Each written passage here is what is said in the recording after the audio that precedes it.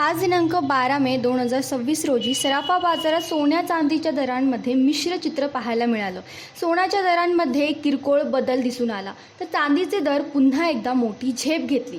आज 18 कॅरेट सोन्याचा दर प्रति ग्रॅम 11,842 इतका नोंदवण्यात आला आहे, तर 22 कॅरेट सोनं 14,058 प्रति ग्रॅम दराने विकलं जात आहे। 24 कॅरेट शुद्ध सोन्याचा दर आज 15,280 प्रति ग्रॅम इतका आहे।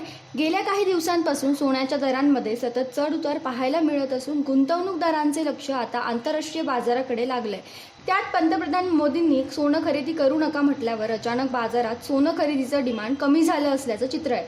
चांदीबाबत बोलायचं झाल्यास आज चांदीचा दर 272 प्रति ग्रॅम इतका नोंदवण्यात आलाय, म्हणजेच प्रति किलो चांदीचा दर 2,72,000 वर पोहोचलाय।